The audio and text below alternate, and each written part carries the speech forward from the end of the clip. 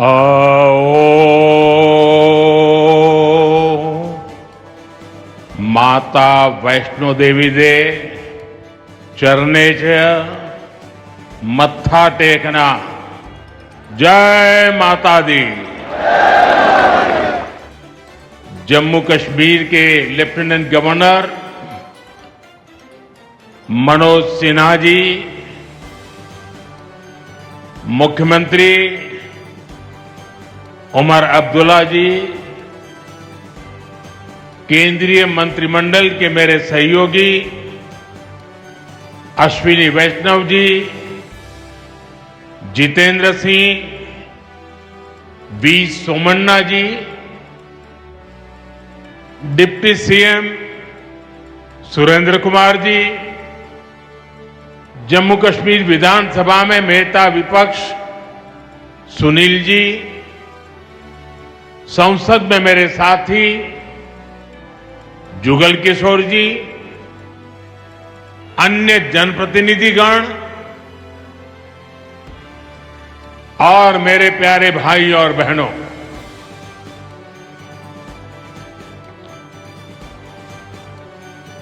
वीर जोरावर सिंह जी की यह भूमि है। मैं इस धरती को प्रणाम करता हूं। साथियों, आज का ये कार्यक्रम भारत की एकता और भारत की इच्छा शक्ति का विराट उत्सव है।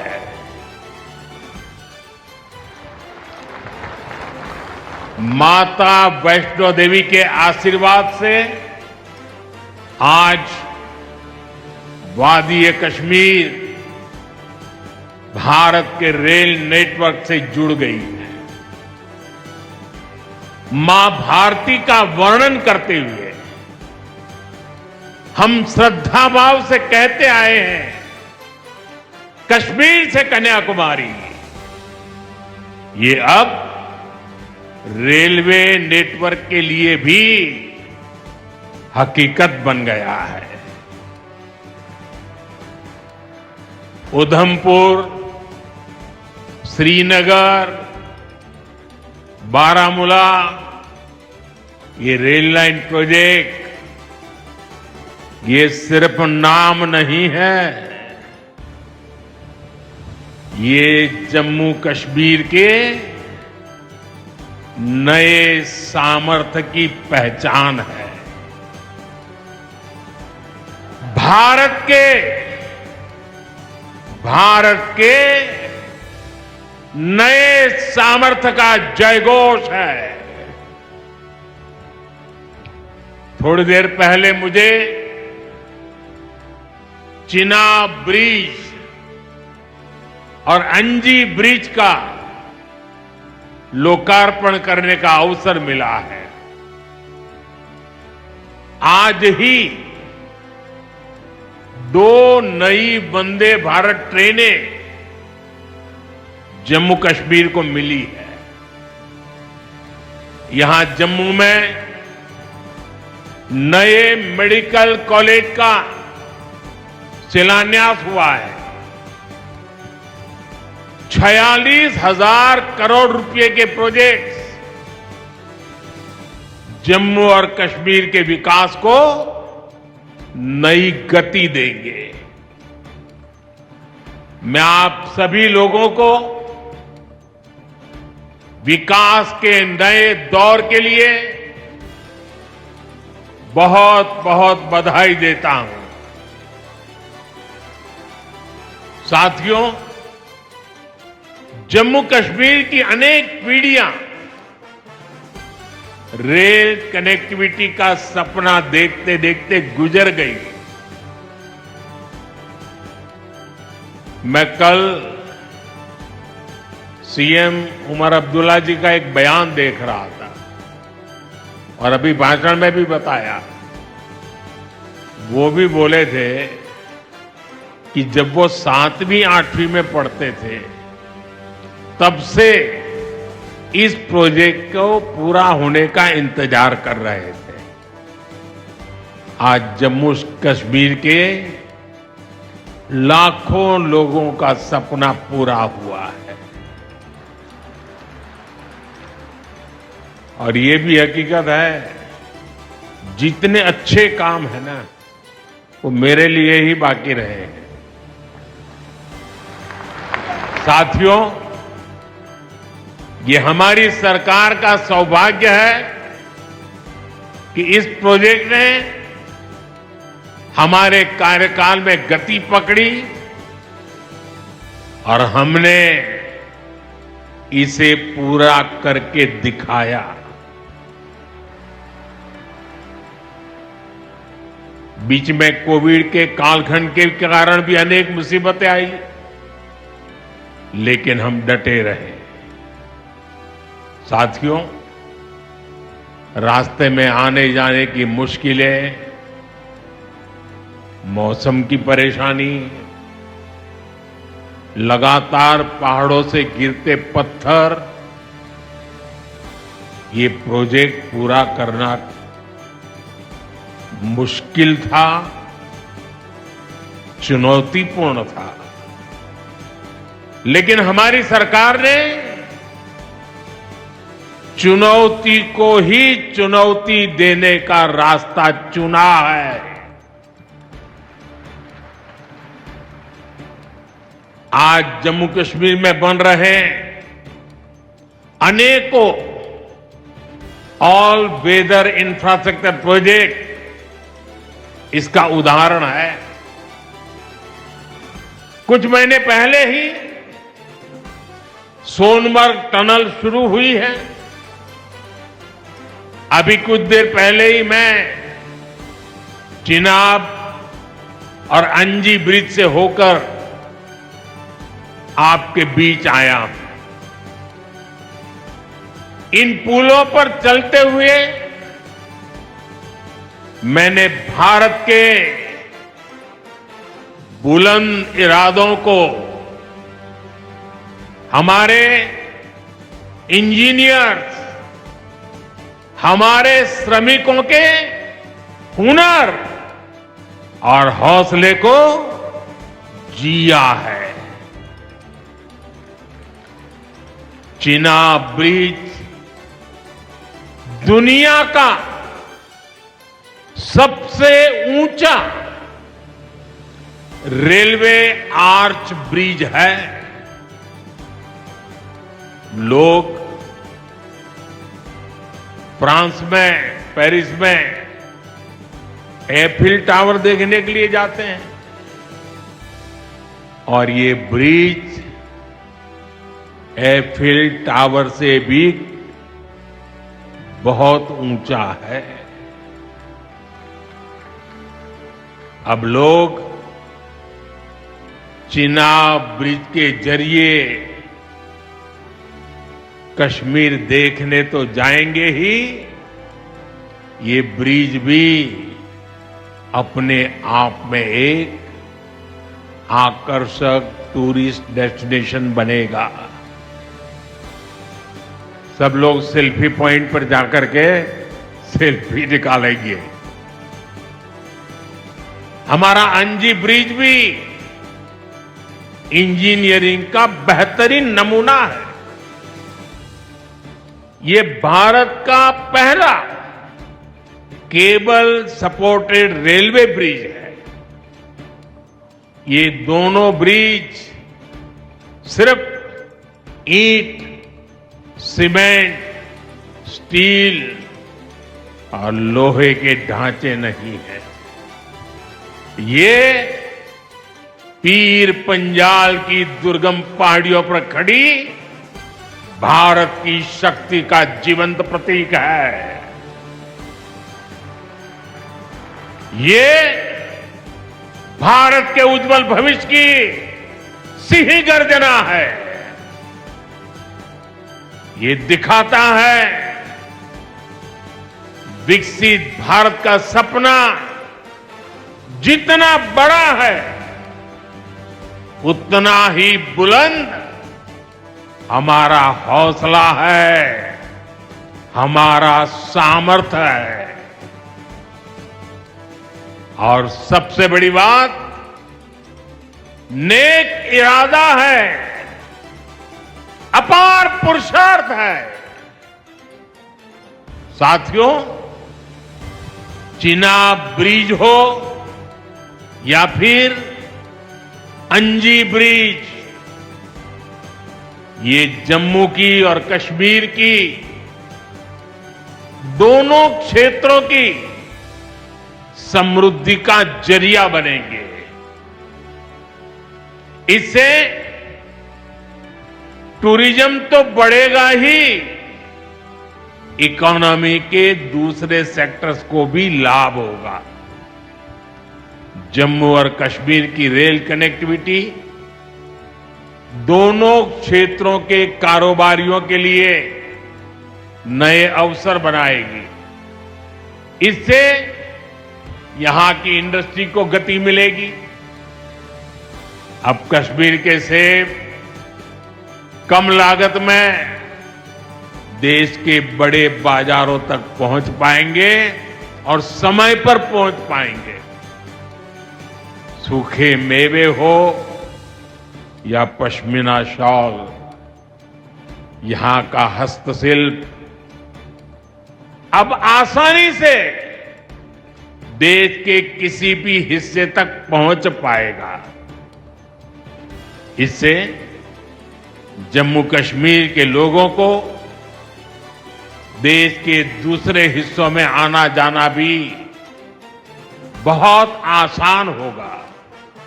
साथियों, मैं यहां संगलदान के एक स्टूडेंट का अखबार में कमेंट पढ़ रहा था। उस स्टूडेंट ने कहा कि उसके गांव के उन्हीं लोगों ने अब तक ट्रेन नहीं देखी थी जो गांव से बाहर गए। गांव के ज्यादातर लोगों ने ट्रेन का सिर्फ वीडियो ही देखा था। उन्हें अब तक यकीन ही नहीं हो रहा कि असली ट्रेन उनकी आंखों के सामने गुजरेगी। मैंने ये भी पढ़ा कि बहुत से लोग ट्रेनों के आने जाने का टाइम याद कर रहे हैं। एक और बिटिया ने बड़ी अच्छी बात कही। उस बिटिया ने कहा, अब मौसम तय नहीं करेगा कि रास्ते खुलेंगे या बंद रहेंगे। अब ये नई ट्रेन सेवा हर मौसम में लोगों की मदद करती रहेगी। साथियों, जम्मू कश्मीर मां भारती का मुकुट है। ये मुकुट एक से बढ़कर एक खूबसूरत रत्नों से जड़ा हुआ है। ये अलग अलग रत्न जम्मू कश्मीर का सामर्थ्य है। यहां की पुरातन संस्कृति, यहां के संस्कार, यहां की आध्यात्मिक चेतना, प्रकृति का सौंदर्य, यहां की जड़ी बूटियों का संसार, फलों और फूलों का विस्तार, यहां के युवाओं में आप लोगों में जो टैलेंट है वो मुकुट मणि की तरह चमकता है। साथियों, आप भली बात ही जानते हैं, मैं दशकों से जम्मू और कश्मीर आता जाता रहा। इंटीरियर इलाकों में मुझे जाने का, रहने का अवसर मिला है। मैंने इस सामर्थ्य को लगातार देखा है, महसूस किया है, और इसलिए मैं पूरे समर्पण भाव के साथ जम्मू कश्मीर के विकास में जुटा हूं। साथियों, जम्मू कश्मीर भारत की शिक्षा और संस्कृति का गौरव रहा है। आज भारत दुनिया के बड़े नॉलेज हब में से एक हमारा जम्मू कश्मीर बन रहा है, तो इसमें जम्मू कश्मीर की भागीदारी भी भविष्य में भी बढ़ने वाली है। यहां आईआईटी, आईआईएम, एम्स और नीट जैसे संस्थान है। जम्मू और श्रीनगर में सेंट्रल यूनिवर्सिटीज हैं। जम्मू और कश्मीर में रिसर्च इकोसिस्टम का भी विस्तार हो रहा है। साथियों, यहां पढ़ाई के साथ साथ दवाई के लिए भी अभूतपूर्व काम हो रहा है। बीते कुछ सालों में ही 2 स्टेट लेवल के कैंसर संस्थान बने हैं। पिछले 5 वर्षों में यहां 7 नए मेडिकल कॉलेज शुरू किए गए हैं। आप भी जानते हैं, जब मेडिकल कॉलेज खुलता है तो उससे मरीजों के साथ ही उस क्षेत्र के युवाओं को भी सबसे ज्यादा फायदा मिलता है। जम्मू कश्मीर में अब एमबीबीएस की सीटों की संख्या 500 से बढ़कर 1300 तक पहुंच गई है। मुझे खुशी है कि अब रियासी जिले को भी नया मेडिकल कॉलेज मिलने जा रहा है। Shri Mata Vaishno Devi institute of medical excellence, ये आधुनिक अस्पताल तो है,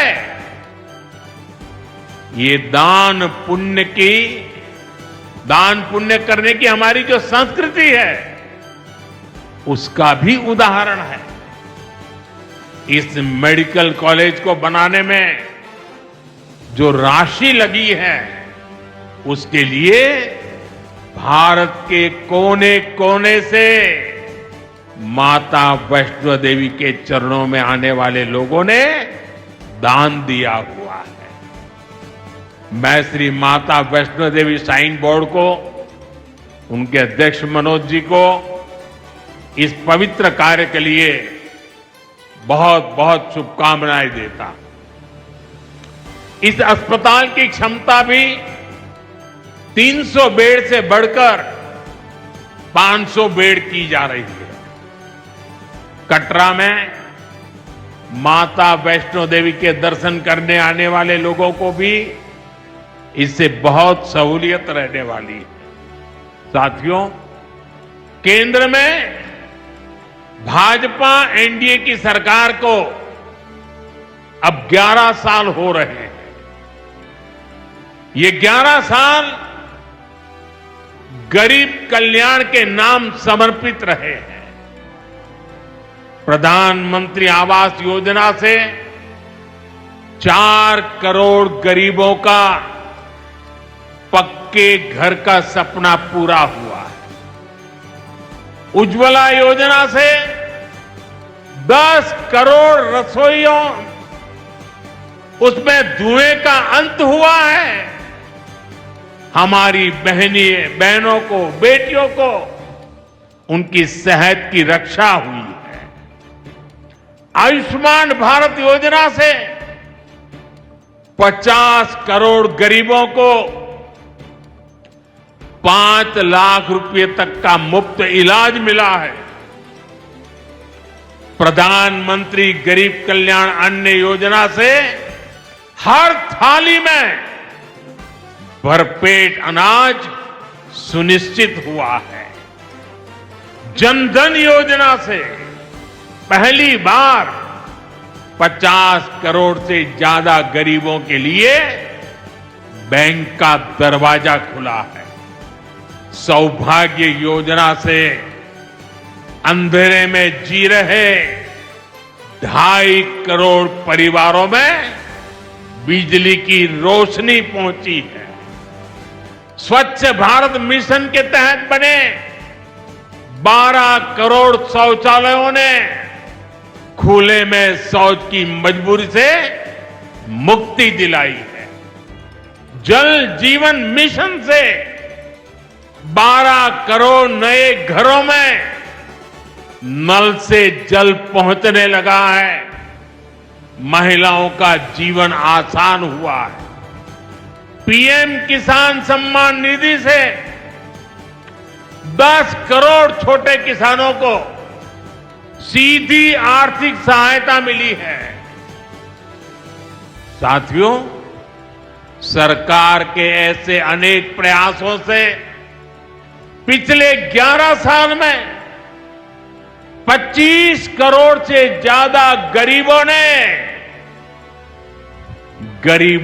गरीबी को, हमारे ही गरीब भाई बहनों ने गरीबी के खिलाफ जंग लड़ा और 25 करोड़ गरीब गरीबी को परास्त कर करके, विजयी होकर के गरीबी से बाहर निकले हैं।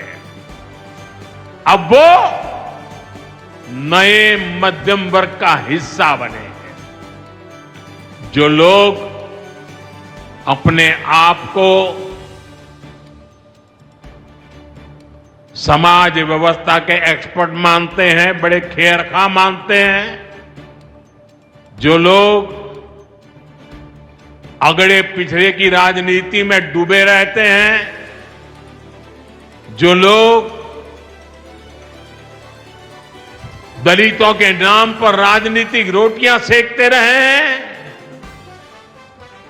जरा जिन योजनाओं का मैंने सिर्फ उल्लेख किया है उसकी तरफ नजर कर लीजिए। कौन लोग हैं जिनको ये सुविधाएं मिली हैं? वो कौन लोग हैं जो आजादी के 7 दशक तक इन प्राथमिक सुविधाओं से वंचित रहे थे?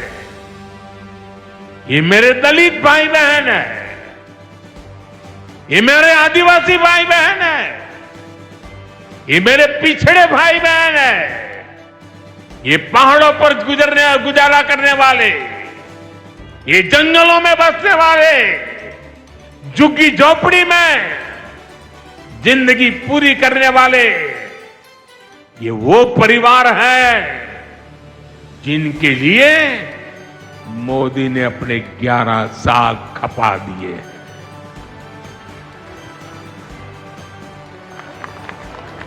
केंद्र सरकार का प्रयास है कि गरीबों को,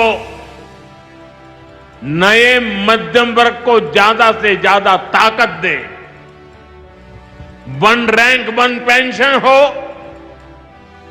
12 लाख रुपए तक की सैलरी को टैक्स फ्री करना हो, घर खरीदने के लिए आर्थिक सहायता देना हो, सस्ती हवाई यात्रा के लिए मदद देनी हो, हर तरह से सरकार गरीब और मध्यम वर्ग के साथ कंधे से कंधा मिलाकर चल रही है। साथियों, गरीबों को गरीबी से मुक्ति पाने के लिए उनका मदद करना, लेकिन ईमानदारी से जीने वाले, देश के लिए समय समय पर टैक्स देने वाले मध्यम वर्ग की ताकत बढ़ाना, इसके लिए भी आजादी में पहली बार इतना काम हुआ है जो हमने करके दिखाया है।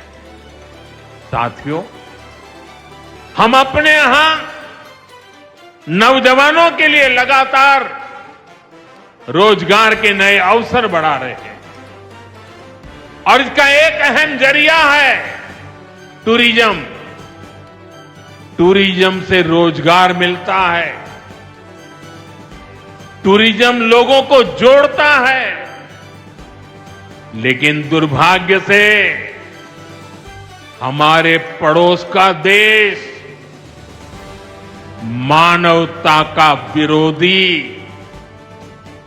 मेलजोल का विरोधी,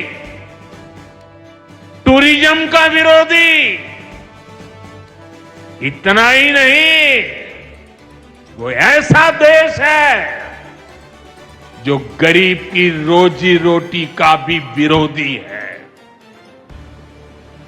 22 अप्रैल को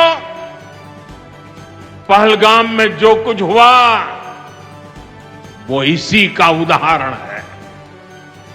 पाकिस्तान ने पहलगाम में इंसानियत और कश्मीरियत दोनों पर वार किया। उसका इरादा भारत में दंगे कराने का था। उसका इरादा कश्मीर के मेहनतकश लोगों की कमाई को रोकना था।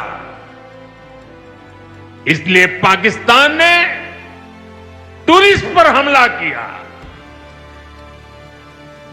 वो टूरिज्म जो बीते 4-5 साल में लगातार बढ़ रहा था, हर साल यहां रिकॉर्ड संख्या में टूरिस्ट आ रहे थे। जिस टूरिज्म से जम्मू कश्मीर के गरीबों के घर चलते हैं, उसको पाकिस्तान ने निशाना बनाया। कोई घोड़े चलाने वाला, कोई पोर्टर, कोई गाइड, कोई गेस्ट हाउस वाला, कोई दुकान ढाबा चलाने वाला, पाकिस्तान की साजिश इन सबको तबाह करने की थी। आतंकियों को चुनौती देने वाला नौजवान आदिल,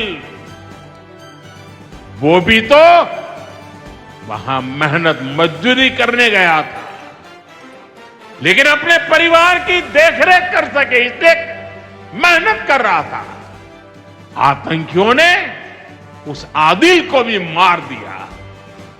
साथियों, पाकिस्तान की साजिश के खिलाफ जिस प्रकार जम्मू कश्मीर के लोग उठ खड़े हुए हैं, जम्मू कश्मीर के अवाम ने इस बार जो ताकत दिखाई है, ये सिर्फ पाकिस्तान नहीं, दुनिया भर की आतंकवादी मानसिकता को जम्मू कश्मीर के लोगों ने कड़ा संदेश दिया है। जम्मू कश्मीर का नौजवान अब आतंकवाद को मुंह तोड़ जवाब देने का मन बना चुका है। ये वो आतंकवाद है जिसने घाटी में स्कूल जलाए, और सिर्फ स्कूल यानी इमारत नहीं जलाई थी, 2-2 पीढ़ी का भविष्य जला दिया था, अस्पताल तबाह किए, जिसने कई पीढ़ियों को बर्बाद किया। यहां जनता अपनी पसंद के नुमाइंदे चुन सके, यहां चुनाव हो सके, ये भी आतंकवाद के चलते बड़ी चुनौती बन गया था। साथियों, बरसों तक आतंक सहने के बाद जैसे जम्मू कश्मीर ने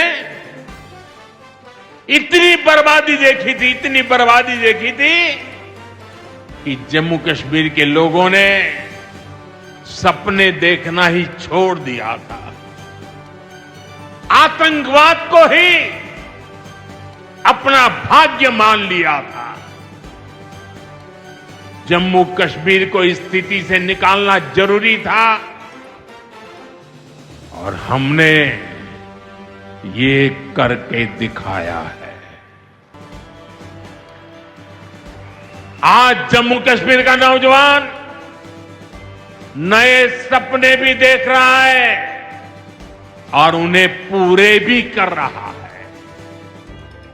अब कश्मीर का नौजवान बाजारों को, शॉपिंग मॉल्स को, सिनेमा हॉल को गुलजार देख करके खुश है। यहां के लोग जम्मू कश्मीर को फिर से फिल्मों की शूटिंग का प्रमुख केंद्र बनते देखना चाहते हैं। इस क्षेत्र को स्पोर्ट्स का हब बनते देखना चाहते हैं। यही भाव हमने अभी माता खीर भवानी के मेले में भी देखा है। जिस तरह हजारों लोग माता के दर पर पहुंचे, वो नए जम्मू कश्मीर की तस्वीर दिखाता है। अब 3 तारीख से अमरनाथ यात्रा भी शुरू होने वाली है। ईद की उमंग भी हम चारों तरफ देख रहे हैं। विकास का जो वातावरण जम्मू कश्मीर में बना था, वो पहलगाम के हमले से डिगने वाला नहीं है। जम्मू कश्मीर के आप सभी लोगों को और आप सबसे नरेंद्र मोदी का वायदा है। मैं यहां विकास को रुकने नहीं दूंगा। यहां के नौजवानों को सपने पूरा करने से कोई भी बाधा अगर रुकावट बनती है, तो उस बाधा को पहले मोदी का सामना करना पड़ेगा। साथियों, आज 6 जून है। याद कीजिए, 1 महीने पहले, ठीक 1 महीने पहले 6 मई की वो रात पाकिस्तान के आतंकियों पर कयामत बरसी थी।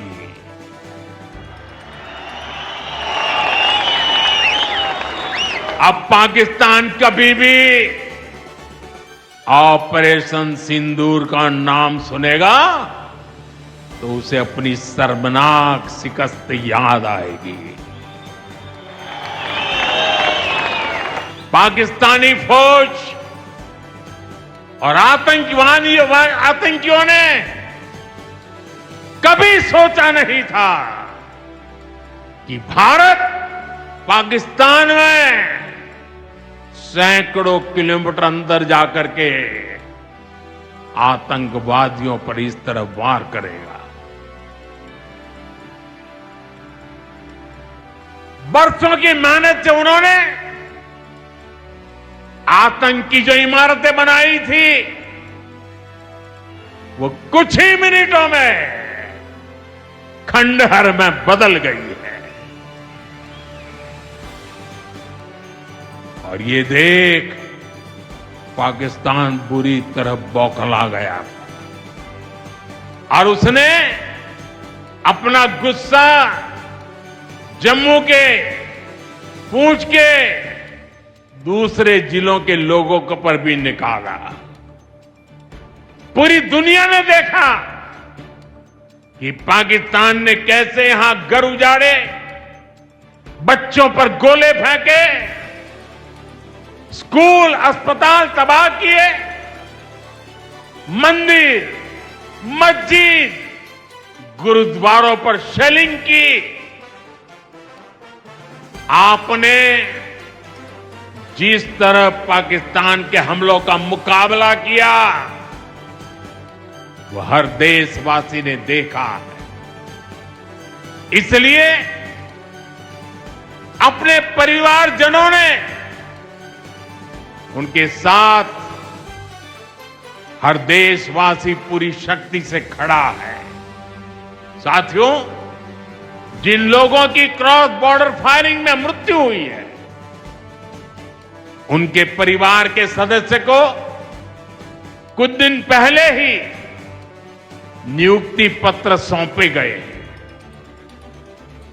शेलिंग से प्रभावित 2000 से ज्यादा परिवारों की तकलीफ भी हमारी अपनी तकलीफ है।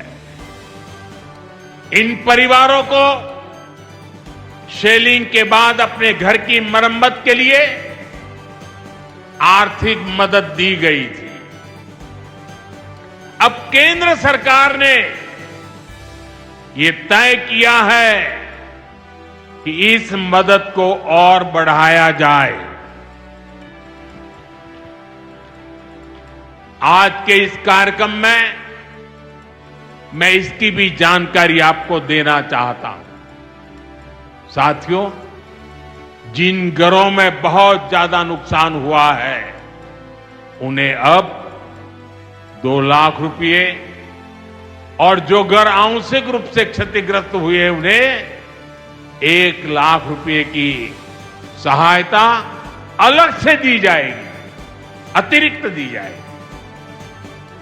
यानी अब उन्हें पहली बार की मदद के बाद ये एक्स्ट्रा धनराशि मिलेगी।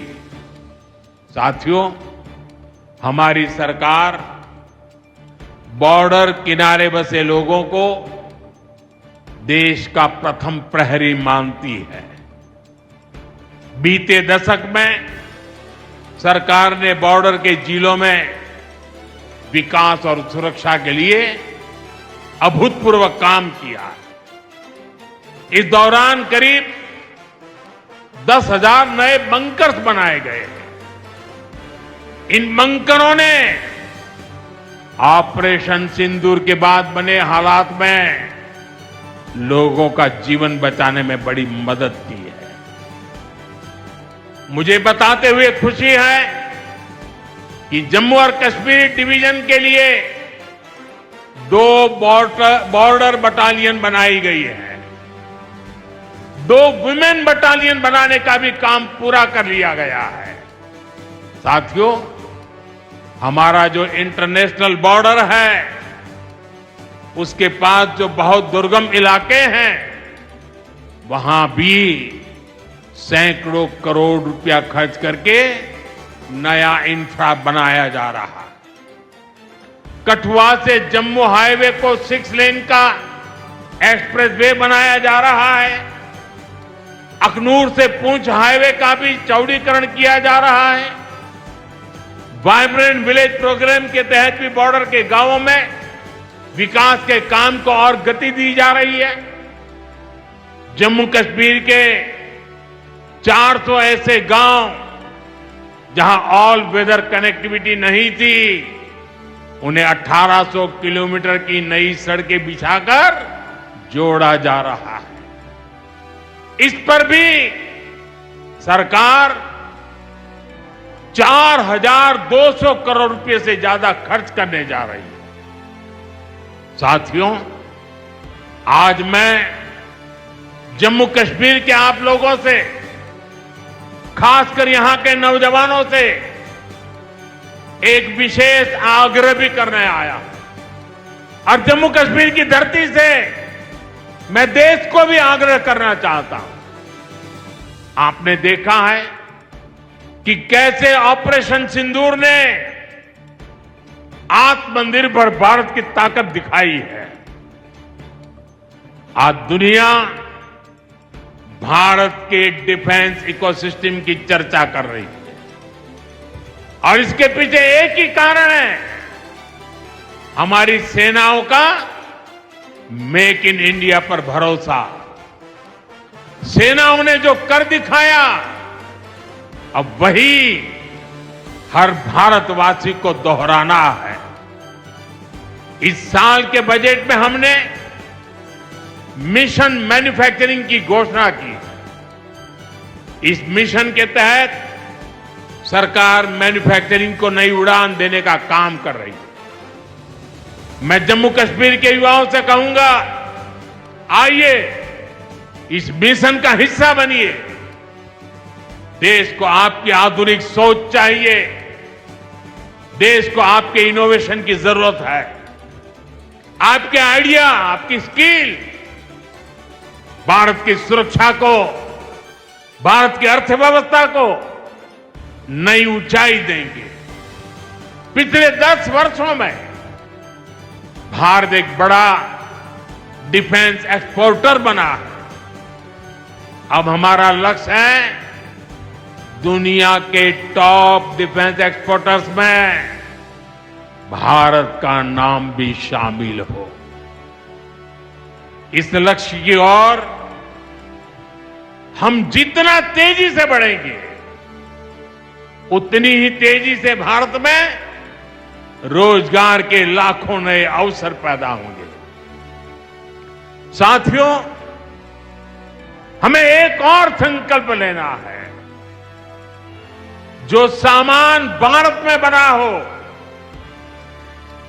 जिसमें हमारे देशवासियों का पसीना लगा हो,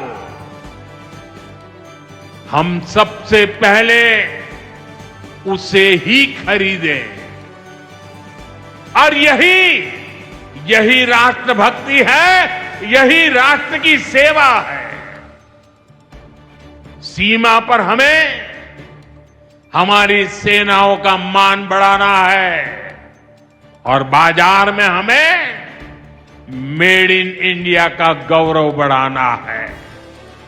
साथियों, एक सुनहरा और उज्जवल भविष्य जम्मू कश्मीर का इंतजार कर रहा है। केंद्र सरकार और यहां की सरकार मिलकर विकास के कार्यों में जुटे हैं, एक दूसरे को सहयोग कर रहे हैं। शांति और खुशहाली के जिस रास्ते पर हम आगे बढ़ रहे हैं, हमें उसे लगातार मजबूत करना है। मां वैष्णो देवी के आशीर्वाद से विकसित भारत, विकसित जम्मू कश्मीर का यह संकल्प सिद्धि तक पहुंचे, इसी कामना के साथ आप सभी को फिर से ये ढेर सारे विकास के प्रोजेक्ट के लिए और एक से बढ़कर एक शानदार प्रोजेक्ट के लिए मैं बहुत बहुत बधाई देता हूं। दोनों मुट्ठी बंद करके पूरी ताकत से मेरे साथ बोलिए, भारत माता की। आवाज हिंदुस्तान के हर कोने में गूंजनी चाहिए।